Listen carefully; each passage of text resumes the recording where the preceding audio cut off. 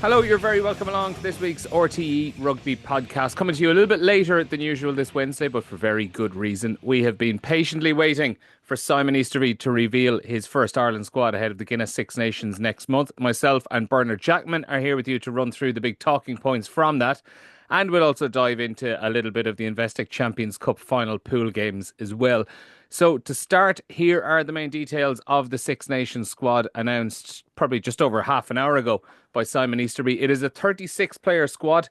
We have just one uncapped player in the main squad. That's Leinster's Jack Boyle, who was involved in the wider squad and training panellist in November. 4 players are named as additional training panellists, which is now becoming the norm in these Ireland squads. James McNabney from Ulster, Ben Murphy and Cathal Ford from Connacht, and Hugh Cooney from Leinster. Worth noting, 2 of the training panellists in November actually did go on to make debuts in the full squad, so that door is still open. There's no place for Tom O'Toole at tight head prop. He's suspended, obviously, for the first couple of games. Thomas Clarkson is in, like he was in November. Caelan Blade gets the third scrum half spot behind Jameson Gibson Park and Conor Murray. James Lowe and Dan Sheehan are both included.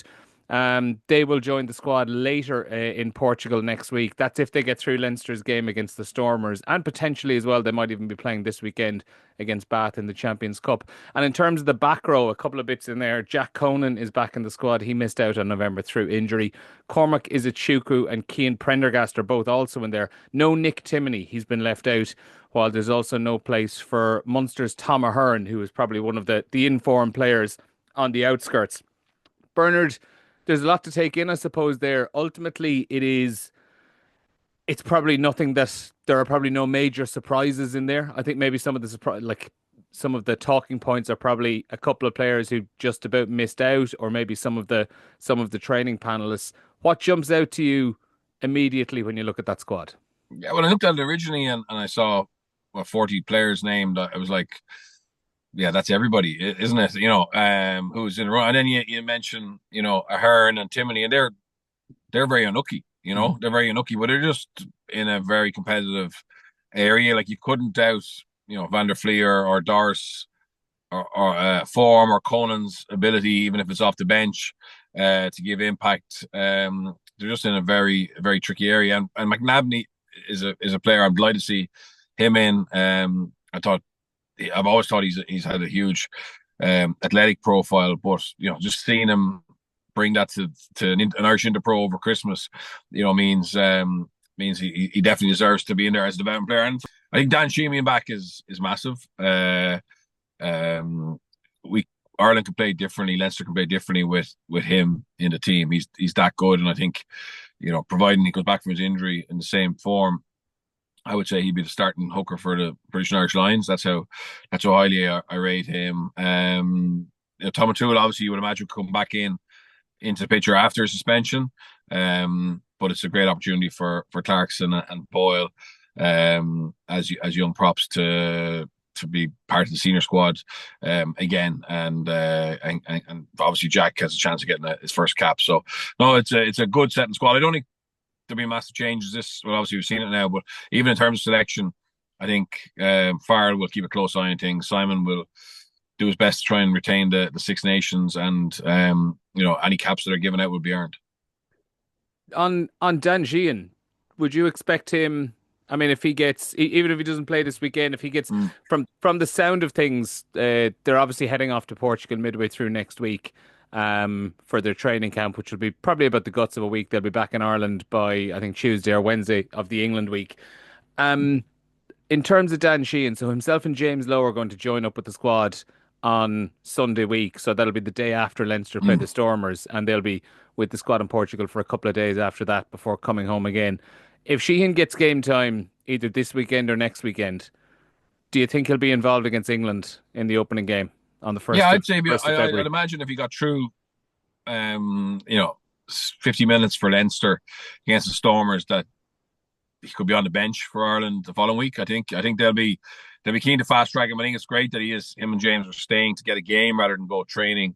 Obviously Dan has been out for longer, but I've no doubt that there's been conversation with Leinster, and the plan is for them to get game time. And yeah, I would certainly have him in the 23 the following week. I just think, obviously, I think he's good enough to start, but At this stage, coming back from injury, this maybe off the bench for his first test back might be the way to ease him in. Yeah, just over 7 months on from doing his ACL. It's obviously been a very straightforward recovery for him, thankfully, which is good to see and bodes well for his Lions chances as well, as you said. Particularly because I think when that happened last summer, a lot of people would have thought an enormous dent to his hopes of being a Lion Mm. next summer. Some of the other talking points then. Um, I know we're even just going as far as like third choice scrum half. Like you were on Morning Ireland this morning, giving your plug for Mm. Ben Murphy to get that third spot as scrum half. It is a Connacht scrum half who's got it. It's Caelan Blade. Is that, I suppose, as much a reward for him probably coming in and doing a lot of the unseen and unheralded work in Ireland squads down the years without really getting the reward as much as it is for his current form? Because on current form, if you're picking a Connacht Mm. scrum half, Ben Murphy probably is the man. Yeah, he is the man, but I think um, I think because he didn't have a look at him in November, it was always going to be hard for him to get into the squad. Mm. And but and Blade, he'll find it hard to accept that. He would have felt, he's number one for Connacht. He should be further up the pecking order internationally, but Caelan Blade has never let Ireland down, and Farrell and now Easterby have always been quite trusting of those players who've come into camp and performed well. Even though sometimes we don't get to see a lot of them on the pitch, they judge them on what they're like in the environment, what they're like at training, etc. So Blade gets to hang in there, and obviously, I think there's no doubt it'll be Gibson Park and Murray, and we might not need to go to our third choice nine this November, hopefully, or this Six Nations, hopefully, but. Yeah, they want to have someone in there who's been in that test environment before, and I think that's the reason that he gets the nod. And it could be a great thing for him. It could give him a bit of confidence and a freshness as well to go back and take that battle to Murphy to a new level. Would you have concerns about the age profile of the squad? Yeah, I would. I would, to be fair, but it's probably been clear since the World Cup, or even since Farrell came in, that he's not ageist in any way. It's you build up credit in the bank. When you get opportunity to play, you do your job, and he will stay loyal to you. And yeah, but obviously from the outside, if you're just doing it purely on age comparisons to the other Six Nations teams, I'd say we're probably one of the older squads as such, and that's fine. Everyone cuts it up differently, but for him, he trusts these players, and they haven't let him down in the past, and until they do, I think he'd be very loyal to them. Yeah, that is because it was even, I suppose, highlighted, I suppose, by in the last couple of days where England named their squad and France named their squad today. Now, I know with the France squad, obviously, like they're bringing back Rabah Slimani from Mm. a long exile out of the French squad, but that's probably necessity as much as anything. They're missing a lot of players, but there are quite a few younger players in that squad that have been given an opportunity. There's been massive evolution in the wider squad Mm. under Fabien Galtier in the last 12 months or so. Similar with England as well. There are a lot of younger players being brought in and some of the older players being phased out. Um, like, at what point do you see this starting to happen with Ireland? Because we're heading into a situation where Cian Healy has strongly hinted, for example, that he'll be retiring at the end of the season. Conor Murray yesterday was saying he's unsure really what he's going to do beyond the summer. He's out of contract. Peter O'Mahony is another one who could be gone as well. Are you expecting the summer tour to the summer games? I suppose it's against Romania and Georgia. I think it is. Is that where we're going to see Mm. the bit of evolution in the Ireland squad when we assume a chunk of Ireland players are going to be away with the Lions as well? Yeah, no, 100%. We'll see a lot of bodies there, but I don't think we can even judge that.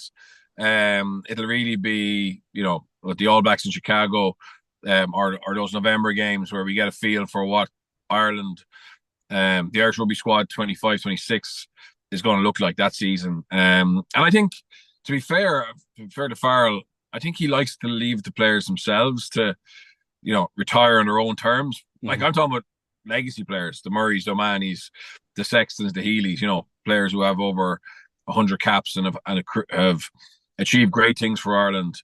Um, he tends to let them kind of figure it out themselves when they've had enough. And obviously the contracts run. Those contracts you mentioned run till the summer.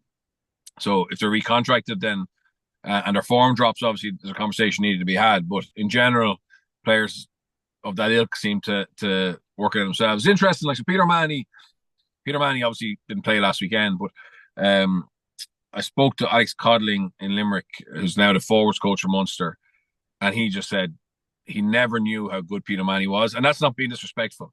Like he obviously knows he's very good because you don't achieve what you achieve, but he just said actually working with him on a daily basis, it's blown him away. It's blown him away. How easy he is to coach, how motivated he is, how professional he is, how talented he is, particularly around the lineup, because that's obviously Alex's area of responsibility. But it's just, when you hear it from someone who's kind of an outsider, who's worked in England, in the Premiership, worked in France in the top 14, it's been around, and they get blown away by a player who we don't take for granted, because obviously he's a legend in Irish rugby, but you kind of think, oh, maybe he's on the way out and maybe still doesn't have anything to offer, and then someone like him is just blown away by him. It shocked me. It shocked me because I said I didn't hear him. He was talking about it like every player, and he knows his onions. So so Pete, Connor, Keane, they'll probably get to the side themselves, and rightly so. And in line with that, then, like the people out there who might be a bit disappointed not to see a bit more change, who might say it's a very safe squad, you kind of do have to point out on the flip side that this is Simon Easterby coming in as an interim appointment. There's no Andy Farrell. You probably want a good degree of continuity up until Andy Farrell returns. With that in mind, then, what do you expect to see from Simon Easterby's Ireland? Do you think he's going to be? Has he been given a very detailed handover by Andy Farrell and probably told, don't change too much of the furniture around the place, and given some strict instructions about how to run things? Or do you see him being given license to try out something new with this team, or to change the game plan a little bit? Yeah, I think if he obviously felt there was a way forward to be more successful, he would be given the license. But I also think, just listen to people around the squad, they were quite frustrated with their own game in November, that they didn't implement what they want to do. And there was certain fixes that they need to put in place. And that's going to be, I would say, the focus is to get Ireland back. And to be honest, this has been kind of lingering, bar the French game in the Six Nations round one. It's been harder for us, or we haven't been able to just be as dominant as we were the 2 years beforehand. So, is that still possible with the way the game is being refereed? Is that still possible with how everyone now is very clear about how Ireland play? So that element of surprise is gone, and we've seen teams shut Ireland down through different ways. So do we need to evolve? I'm not sure. I think I say they'll have analysed, the hell out of the 4 tests in November, and we'll have the fixes there to try and get back into that free flowing, high tempo possession game that Farrell has played. So that's what I see. I see him trying to get back to where they were at, and obviously with some evolution as well. And the challenge is going to be obviously to get the majority of your players who play one way for a province and then get them to play a different way for Ireland. So like generally when Leinster are attacking well, Ireland attack well. And getting one team to attack well when the other isn't is a challenge for both Leinster and Ireland. And where's it coming from? You'd have to say it's coming from Leinster, but maybe not. Maybe the whole thing has just dropped off a little bit across both parties. But I'd imagine, I'd be shocked if they weren't focusing on that. And this camp in Portugal would be really important. Okay, people mightn't agree that the warm weather training is needed if you're going to be playing in the spring in Aviva, but it does give them a chance to just get everybody back into the same language, the same philosophy, the same shapes that Ireland want to play, and forget about what colour jersey you wear for the next 7 or 8 weeks, and get on and try and win a Six Nations. So the idea, the criticism which is out there about Ireland not evolving and, no fresh faces or not enough fresh faces. I think, back to Eddie O'Sullivan's time, Ireland have always been very clear around this competition and how important it is. And we've rarely seen much experimentation unless the team are in a really bad place and there was no choice. So, I think that's always the way it's going to be. The summer tour is always a great chance, but this year it'll probably be the opposition we play, and also the fact that so many international players will be with the Lions. It's not your normal summer tour either. Yeah. So it's kind of like a Churchill Cup back in the day, a little bit, but still an opportunity for players to get into that Irish setup and show what they can do. But Slimani going to France, Slimani even picked for France. That Leo will be delighted with that one. Like left field, but like great for him. I mean, great for him, and it's also interesting. France never had to make a rule about players leaving the top 14 to be eligible, because it just hasn't happened. Yeah. It hasn't happened, Back in the day, there was a little bit of a relationship between the Sharks, and French players. But by and large, Frisch came to Ireland, but via Bristol, and he wasn't in the reckoning there. It's a really interesting move by Galtier. I'd say the Eleanor, the French clubs wouldn't be overly keen on it, because it potentially, makes it harder for them to retain players. I know it's only one player, but you can imagine players and agents will now, not be afraid to say, oh, we can go to Premiership and be a marquee player in the Premiership and still play for France. And it's also interesting, what they ask, or what Slimani's role is the week of the Ireland game, and obviously, what is he in the 23, or is he someone who's just giving him really good information around, the Irish game and the Irish players? You'd have to think there's definitely an element there, and I think maybe it might have been mentioned around the time that John Klein was brought back in with South Africa, that if it's coming down to a decision between, if it's a really close decision between Rabah Slimani and player X, you're going to go with Rabah Slimani, because he is scrummaging day in, day out with 80, 90% of those other Irish front rows. Yeah, 100%. Yeah, if Razzie did it, we'd be saying, oh, he's just doing the chapeau, Razzie, chapeau. Yeah, exactly. Throwing petrol on the fire. But I didn't, to be honest. Like, I think Rabah's been great. Obviously, player of the month for Leinster for December. Started and coming off the bench, both roles equally well.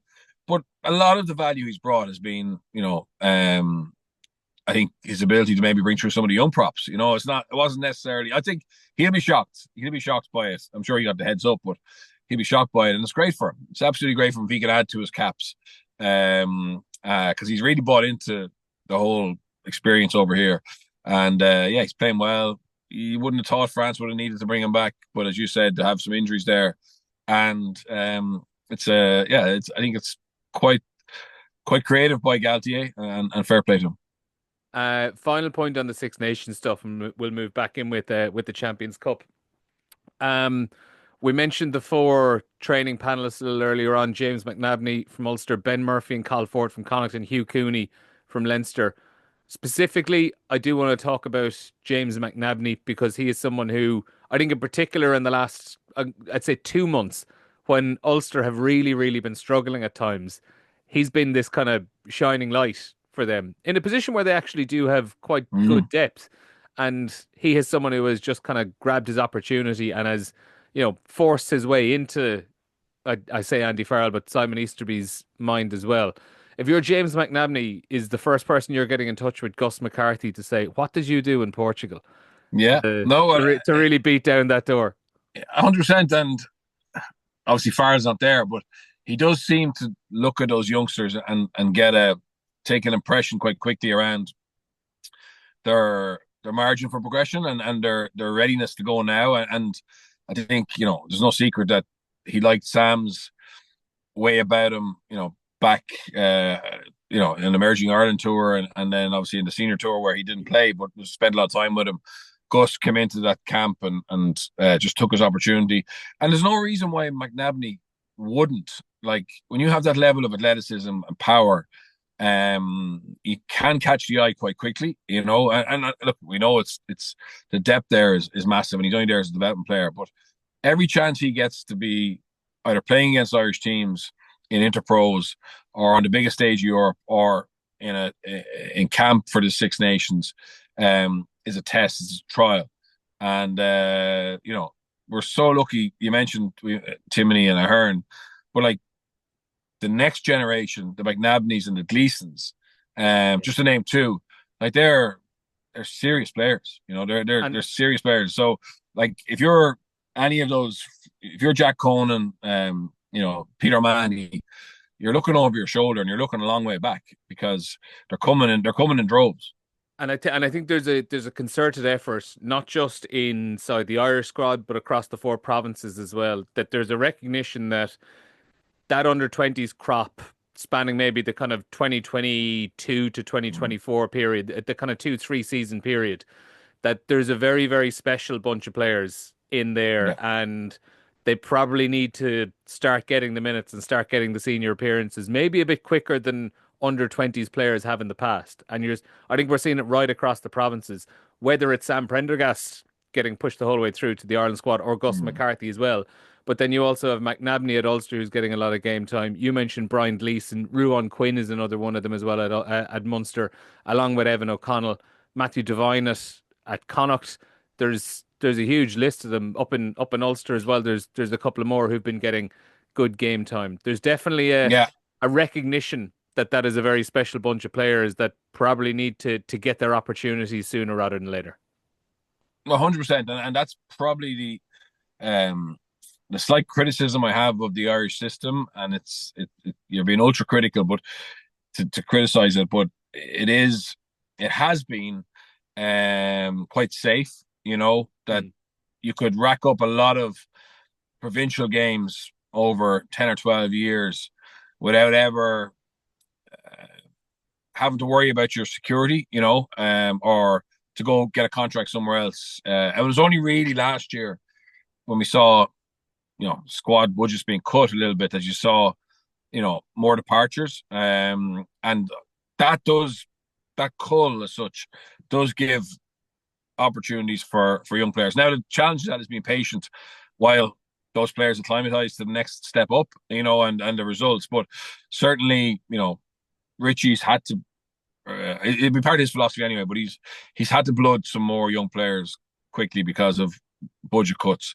Connacht, there was a lot of experience went out last summer, and new players like Murphy, Ford, Gavin, are now in the running. Devine, as you mentioned, are running for more game time. Just someone, look at all the players you mentioned will be very familiar to a lot of the people who watch provincial rugby, but there's the best of them all is injured at the moment. Niall Smith, the tight head from Blackrock College, who's Gus McCarthy's teammate. He is special. He's the next Tyke Furlong.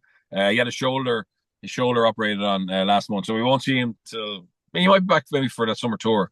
But Clarkson's amazing. Boyle's really good. All that stuff. All those lads we know about. But Niall Smith is the next one, the next Gus McCarthy type to come from nowhere fast. All right, RTÉ Rugby podcast listeners, buy your stock right now. Get in while the price is low, and cash in 10 years' time when he's a two-time British and Irish Lion. Fantasy rugby. We'll move on to the Champions Cup, because there's actually plenty to get through from that. We were very critical, as were a lot of people earlier on in the tournament this season, about the way it was going, the format, etc., not really generating great games. Let's give it its credit where it's due. La Rochelle Leinster and Munster Saracens, two games that, like, they weren't 35-34 matches, they weren't tri-fests. They were both fairly error-strewn, low scoring, but sometimes those kind of games can just lead you to a brilliant contest. And I think that's what we got across both of those. Two absolutely enthralling games of rugby, for all of the imperfections that they had along the way. Yeah, no, I enjoyed them. I enjoyed them immensely. The Leinster game from from the radio studio, and then I was lucky enough to be at the Munster match. I nearly got killed actually in the Munster match because I was going across. I was doing second co-com, and I was supposed to go over to the panel for post match. So when Munster got possession and the ball wound down the clock, I left and I was waiting for this big cheer, and then I heard a massive groan because Munster lost the ball with a couple of seconds to go. So as I was running back up the stairs, I tripped. So lucky to survive. But look, yeah, it was dramatic. The atmosphere was back. Like they're the nights I remember, or days I remember with fond memories in Thomond, was when an English team came to town and they were hyped up, and Munster just played Munster rugby, and they'd be scratching their heads. You interviewed Mark McCall, I heard, after the game, and he was kind of going, we just have to find out what happened in that 5 minute period. And it was just, the game was won in a shot, and despite Munster being under the pump, for most of the first half, and struggling to play their game, huge amount of errors. I think the 23 handling errors out of 33, something like that. And yes, the 2 tries they scored were excellent, and different as well. They found it. They adapted their attack a little bit to targets where Saracens were weak, executed it, and then defended again heroically when they needed to. So, the most Prendy be happy with those two tries, but he won't be happy with elements of their attack because they looked a bit stuffy, I think, in the first half anyway. But Leamy, I mean, given how the defense has been going, the Ulster defensive performance, was incredibly impressive statistically, but you'd have to criticize Ulster for not being able to turn all that possession and territory into scores, and being very direct, and Munster thrived on that. And there was an element of matching that power from Saracens on Saturday, but there was also an element of just defending well and smartly. And I know they were under pressure at the end when Liam Williams dropped the ball, but in general they looked pretty comfortable. And Burke's a good operator at 10. Saracens have good attacking players, and that was a very good defensive performance to keep them to such a low score. So, yeah, great night for Munster, great night in Thomond, and obviously the Leinster game was, as you said, wasn't free flowing, but it was enthralling. To stick on the Munster game while we were discussing it there, you obviously, like, the handling errors were off the chart from a Munster point of view, like to a bizarre degree. And you were talking everything from passes to contestable kicks. The pitch definitely wasn't in great condition on the night. They obviously had the Covers. They had the covers on it all during the week to protect from the snow, and obviously you were starting with difficult winter conditions to begin with anyway. And some of the players on both sides actually said that there was just mud and dirt picking up on the ball all evening, and they were all finding it really, really difficult. The thing that Ian Costello, I feel, was most happy about, though, was the work rate, and it was really interesting. He was talking about that yesterday in his press conference, and like he was talking about the work rate on defense and just kind of getting around corners and getting around edges. But he said that specifically the data that they've been able to get since the game, with all the various GPS trackers, that three Munster players on Saturday evening set a new personal best for speed reached in any game before. And he said he's never seen more than one player hit a new personal best for just a speed reached in a game, and three individuals did it on Saturday night. He wouldn't say who. He didn't want to name names and embarrass anyone, and it's led to a lot of people throwing out suggestions over who had particular breaks or big sprints during the match as well. But it does speak to the work rate that they had on the night to make sure they got over the line in the end. Yeah, if I was me, I'd be checking the satellite information. It sounds, look, was one of them you racing down to the maybe to the studio at full time? No. But look, I think it'd be very strange. Okay, he has the data, I don't have it, but on a heavy pitch, it will be unusual to hit your high speed meter or your high speed record. Likewise, three players. But I think what the message I the message. And what I wouldn't doubt for a second was that they're some of their work rate stats, and I'd say things like getting off the ground quickly, reload, scramble, efforts on efforts. I'd imagine that they were incredibly high, but and he's right to, to, I suppose, send that message through the media back to his own players that as a management team they're incredibly happy with those aspects, and that'll be that Munster grit, that Munster fight, that willingness to go somewhere you've never gone before. It would be really important to them. It'll be really important to them because they'll have to go to the well again this weekend. And I know Northampton, they let themselves down with an obviously result in Stade Francais. But what we saw them last year in Croke Park, winning the Premiership, even though Bath had a man sent off. Some of the performances this season, they're a dangerous side. They're a dangerous side who are different than Sarries. I mean, Sarries' main attacking threat was those attacking kicks, which were excellent, and a power game, a pressure game. Northampton are a lot more. I would just say it's technical attack wise. So Sam Vesty is widely recognised as being one of the best attacking minds in English rugby, and I spoke to Dan Bigger about him before, and he said he's probably one of the best coaches he's ever worked with in terms of technical understanding of how to manipulate the defence. So that's a challenge. Pitch will be it's a good track there. They play, so it's a different threat for Munster. So, but what Costello, and I thought he spoke very well after the game to RTE. He's quite consistent in what he's looking for. Now the argument could be, because they were so fresh and they had time off and all that stuff, that they got a record. They got a record, 3 record meters or high speed meters. But yeah, it doesn't matter. It's irrelevant really. What's important is that they're feeling good about themselves, and they are building towards what's a mammoth game in Europe, which is where Munster's reputation has come from, to be fair. It was quite interesting afterwards. Tadhg Beirne, God bless Tadhg Beirne. We were all wondering, were players ever going to say anything interesting again after the whole Mac Hansen stuff? And Tadhg Beirne gave us some gold on Saturday evening. We were asking him obviously about the new laws and what he thinks of them.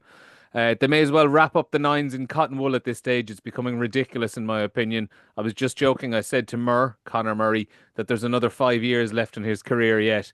Tadhg Beirne is not a fan of the new clampdown now and how you can't be, going after the scrum half within a metre of the ruck, etc. What do you think of that? And similarly as well, what did you see around the line out stuff over the weekend? Has that changed the approaches of any teams where, the crooked throws now, for example, won't be punished if it's an uncontested line out? Did you notice any little trends or any early adaptations from teams? To be honest, I rang a few coaches who were coaching professionally last week just to see what I wasn't really worried about the line out. The line out thing is obviously it's something to be wary of. But the big one was for me was the nines at the scrum. Yeah, and how teams, because obviously like Tadhg Beirne, for example, was speaking as a player who has kind of mastered that art over the last few years. Like I can understand why he's annoyed. But it's probably because Irish teams are quite obsessed about being really negative at the defensive ruck, if you get me. So like we judge ourselves or Andy Farrell or Jacques Nienaber or Dennis Leamy when they look at a defensive performance. They're looking for people who are able to slow down the opposition, take them out of sync, and that little hand or grab on a 9. Or even the threat to do it for a second can just get you a chance to get set and get off the line. So Tadhg Beirne is a menace at the breakdown, right? So anything that he thinks is going to make him more penalizable, he's not going to like. He's not going to like. I think the issue, and I think he did mention as well how it's another change mid-season. You know, like, and I do have sympathy for the players from that point of view, and I think that's why, to be honest, Neil, we didn't see a huge amount of creativity around any of those law changes at the weekend. You know, because as I said to you, I rang some coaches and they were all basically saying, "Look, we're just waiting to see who comes up with something." Yeah. And I actually, you know, Sarries were probably the team that everybody was excited to watch because historically they have, even without rule changes, have saw a rule in a different way, got clarification and adapted. I think obviously you're going to see a lot more eights running. But as one attack coach said to me, yeah, we know our eights now can get over the gain line, but what do we do from there? You know, like it looks great and it's great for his stats, and he might get to run out of 10 and get him in. But like, what are you going to do after that? Like, is it worth that 3 or 4 meters you're going to get off the back of the scrum that you know you're guaranteed now, or do you actually kind of go, okay, let's just play what we would have played anyway, because it's going to get us in a different area to field. There's more of a chance of a line break. We can resource that. We can hit them on a second phase, etc. Or is there opportunities because of what the nine is doing differently to play a different type of strike? Like, for example, scrum on the right hand side now. You know, the nines historically went and put pressure on that 9 pass back left. And a lot of teams used to just play 9 to blind wing, and the 9 wing would charge at a 10, and then they play off that. But you had to go back quite a bit with the pass to get to him to avoid the 9. So now I think the problem is going to be for defenses is because that 9 can pass that ball to 12, literally on the gain line without any pressure. I mean, it's going to be harder to stop a little bit further out, and then he can obviously play out the back to the 10, or you could even get the 8 pass to the 12 out the back to 9, etc. So they're the things I think we didn't see a huge amount of at the weekend across all competitions, but it'll come in now. Like the one thing I saw clarified from the referees, and the problem for the referees was they actually were going into some games this weekend not really sure of the exact principle of the law. If you get me, like, they know the law, but you know what happens if this happens. You know, and like one of the questions I saw answered was, "Is a single lift a contested lineout?" You know, and it is, right? So like, but are we going to? And I mean, I'm being a bit facetious here, but like, would you like put your 9 at the front of the line out and just put a prop behind him, and you know, and effectively throw him up every time? Yeah. But you're not really contesting. Do you know what I mean? If you like, you know, make some attempt at jumping, even if so it's not a realistic. Exactly. Yeah. Exactly. And again, that wasn't the intention of the law. Is it going to happen? I don't know, but I'm sure someone will try something like that just to basically tick that box and to be able to capitalize on any crooked throws. But they're not really contesting, if you get me, you know. Yeah. So yeah, I didn't see anything massive. Well, sorry, Tadhg. I do feel for Tadhg and I feel for referees because it was rammed in November, and to be fair, it worked, right? And I don't think this won't work. I don't think any of this is unworkable. I just think that it's like they're already trying to master a game that's incredibly competitive. There's a tiny margin between winning and losing, and in season, very close to a Six Nations, the week of a massive Champions Cup week.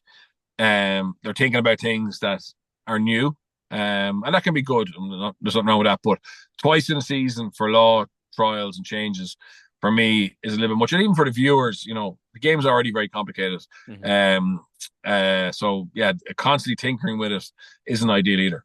Yeah, and it's funny the logic actually given for some of these laws is trying to simplify the game, Yeah. but you know, how are you simplifying it by making multiple law changes mid-season?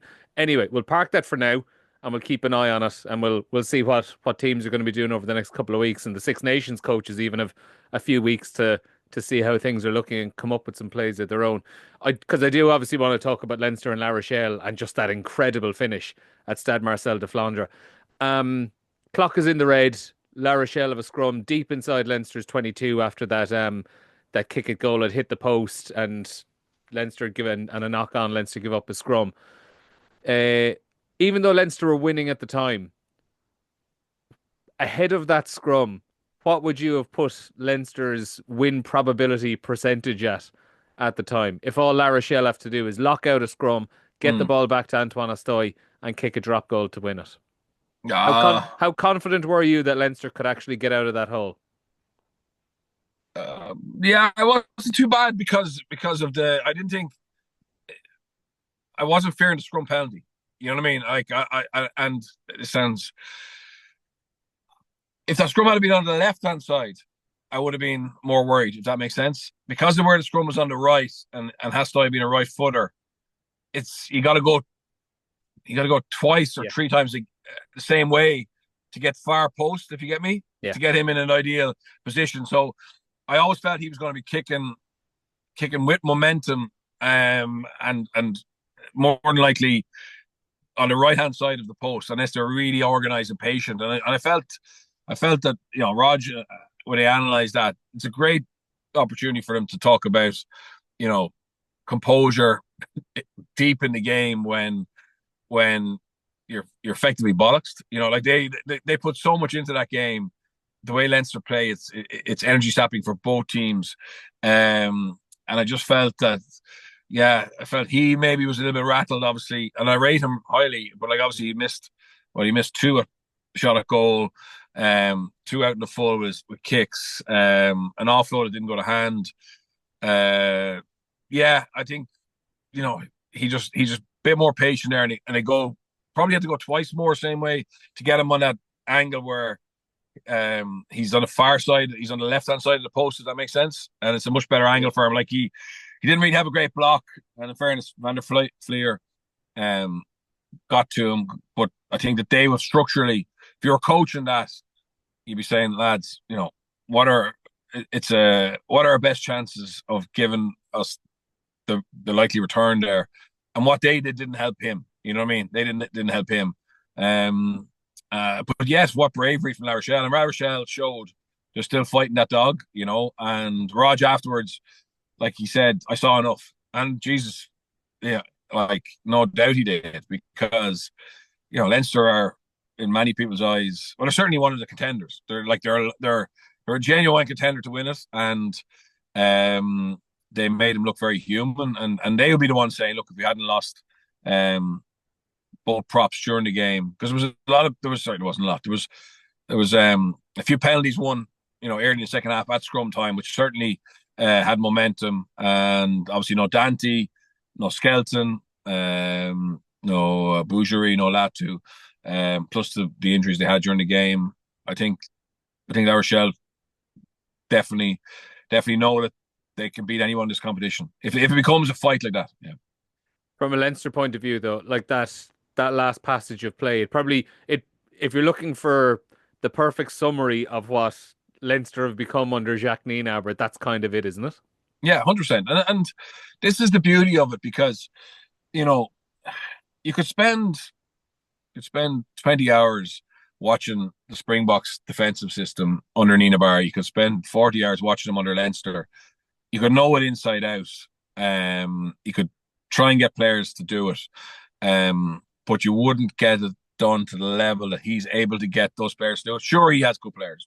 The Boks, Leinster, there's good players that are around. But it's the wrinkles on it. It's the weak points and how to cover up for those, and who does what, and then getting players to actually buy into that and apply themselves, and consistent. I mean, there hasn't been a bad Leinster performance defensively this year, I don't think, in what are they, the 12 games now? Mm-hmm. It's pretty much every week, copy and paste, copy and paste, copy and paste. So they can actually say, well, we have that now. Obviously, I think they have to evolve a little bit, but I mean, they're so comfortable, and it wasn't just that period, which is massively impressive. There was times during the first half where La Rochelle were just bringing it in a very, smart way. They were asking questions of the defense, but a mixture of power and skill, and Leinster just kept coming up with the moments that quashed the energy in La Rochelle's attack. So, yeah, it was fascinating. It was a fascinating contest, like high level, the test match level for me. It's really interesting to see. Like there's a portion of Leinster fans, I think, out there who are still still slow to come around to how the culture of the team has changed and the way they're playing has changed. Where I put up a couple of posts on Twitter towards the end of the match, just general, what a brilliant Mm. end to that game. Leinster played right up till the end, etc., etc. And so I got a couple of interesting replies from people saying along the lines of, you know, unless Leinster start working on their attack, they're going to be found out. I've seen friends I play rugby with in the big WhatsApp group talking about the how they're, they'll be found out when they come up against some of the against a Bordeaux or a Toulouse or something like that. There still seems to be a sense out there among some Leinster fans that unless they're putting 40 plus points on a team in the first half, not in the first half, sorry, unless they're putting 40 plus points on a team in a pool game, then they're not really playing well. They've kind of become so used to breezing their way through Mm. things that they're slow to come around to this idea of defense winning a game rather than attack winning a game. Yeah, and I can see why. I mean, but unfortunately, the other way hasn't led to trophies. And Exactly. Yeah. professional sport is about winning and not just your win percentage, but winning the important games. And the important games are playoffs and knockout rugby. And Leinster have been brilliantly consistent at scoring lots of points early doors in seasons, a high percentage of winning games, looking really good, getting to finals, semi-finals, but just not winning. So, there's no doubt what the players want. The players want to win, and they've looked at how they can win, and they've decided that they're going to evolve. There's no doubt that they would like to be scoring a little bit more freely. Mm-hmm. But it's kind of like how you build a house with foundations first, and the foundations that they're building are around set piece and Rabba is a part of that. Someone who can come in and win penalties at scrum time, and Leinster scrum can be messy sometimes, Neil, as we've spoken about before.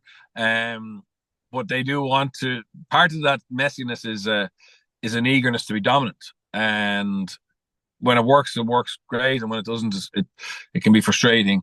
And we saw a very small glimpse of an evolution of their attack, for the McCarthy try. Sorry, for the try, McCarthy try, from the power play, and that's great because we actually haven't even seen much of that, and we haven't seen much of that yet. So that's a start. So you can see, okay, there's somebody that they obviously spotted, they worked on, they implemented, and they get confidence from that. And now you might see a bit more this week against Bath, and then unfortunately for Leinster fans, it stops. Okay, obviously there's a match against the Stormers, but the majority of those players will then be gone for a little while, and they'll come back. And it's just a case of how quickly they can get that balance right between attack and defense. But like, what do you like in your team? You support, or not? Like, I'm a United fan, so I don't have much to shout about. But like, you want a team, but I've been impressed by them recently because they seem to be working a lot harder. They're harder to break down. They're showing a bit of character. Obviously you want to see flair and attacking skill and all that stuff, but there's also a lot to like about teams that represent you or your club, with heart and passion, etc. And I think Leinster at the moment, they're doing that every week.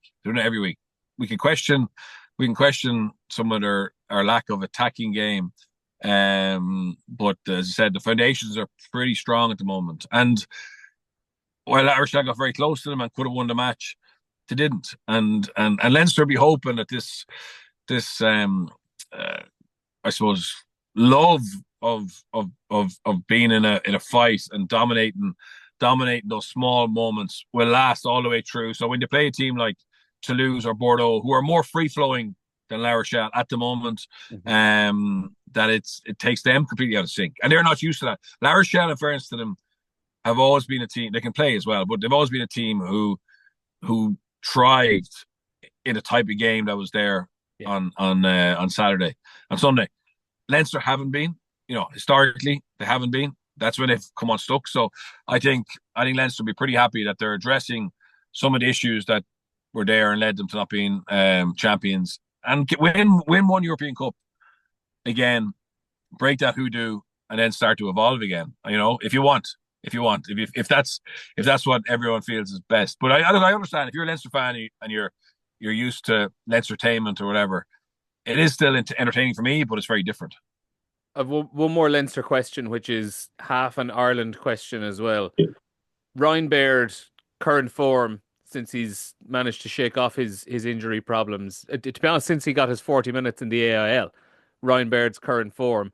And how close is he to nabbing that starting six spot in the Six Nations? Or are you still looking at Tadhg Beirne at six with McCarthy Ryan in the second row? Yeah, it's a big conversation, isn't it? Uh, he's a different profile. I'm not sure. I'm not mad about Tigers at six, to be honest, anymore. I think he's a better second row. And there's a premium on more power and athleticism. A different profile than Tig. Tig is still and adds value to any team he's picked in. But yeah, I would be going. I'd be saying the Baird or Conan even. Might suit that Ireland game a little bit better. The way Ireland want to play. But lots of whoever they pick, they'll be fine. But yeah, I think Baird has really grabbed the last month, hasn't he, since that Turn Your Club game, and come back with a bang. Yeah, he's been in great form. I will wrap it up in a couple of minutes. I do want to quick mentions for Ulster and Connacht. Apologies to Ulster and Connacht fans, just given the way the week has gone and what's at stake this weekend. We haven't had too much time to talk about you. We'll give you higher slots next week. On Ulster, um, three defeats in a row now in the Champions Cup. But am I mad enough to think that I still actually give them a decent enough chance of qualifying out of that pool this weekend? If they can get that bonus point win against Exeter, who I, I don't think are going to be sending a particularly great team Yeah. over there, considering they're bottom of the pool as well with 0 points. And if Ulster can get a good bonus point win against Exeter, then you're really just hoping for Bordeaux to put up a score on the Sharks to give you a really Mm. good chance. That game is in Bordeaux as well. How interested are the Sharks going to be in it? I actually somehow give Ulster a half decent chance of still qualifying. Am I Yeah, do they mad? want? Am I mad? No, I think they could, and that's okay. I know that we've had a good weekend, but this is why we were frustrated in round one and two. Because teams, not saying Ulster did this. Well, they did a little bit by the team they sent Yeah, us to lose, but they do know that round four in the current format, strange things can happen, and you don't need a huge amount to get out. That's the challenge. And Ulster, you would fancy Bordeaux to hammer the Sharks, yeah, just the way Bordeaux are playing, and you would also fancy Ulster to beat Exeter. I think yeah. because they'll want to build on the Connacht game in particular, back in Ravenhill. It'll basically hopping. Exeter are very much up and down. Particularly, they're more down more than they're up at the moment. And yeah, you'd imagine that they won't have a huge amount of interest in it, or say it won't be the priority. So it could be an amazing result for Ulster to get into the knockout stages again. But more importantly, I think it'll be get a good win and get points next week in the URC. And if you qualify, you qualify. hmm So for the record, for Ulster fans, they have to beat Exeter if they do want to qualify. Beat Exeter with a bonus point, and then hope for a heavy, heavy Sharks defeat against Bordeaux. Ulster are behind Sharks by 56 points on the points difference, and Yeah. that's where the swing needs to be. So that's what they would need to overcome. A win of any kind will put Ulster into the Challenge Cup at the very least. Finally, on Connacht, look, just in an ideal situation in the Challenge Cup, 3 bonus point wins out of three. They're guaranteed to top their pool. They're guaranteed home advantage for the round of 16.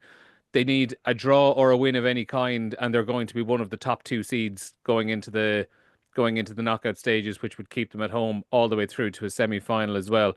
The big news of the week, though, and it's really good news, JJ Hanrahan available for selection again. Whether or not he plays this week or next week, great to have a player like that back for Pete Wilkins' side.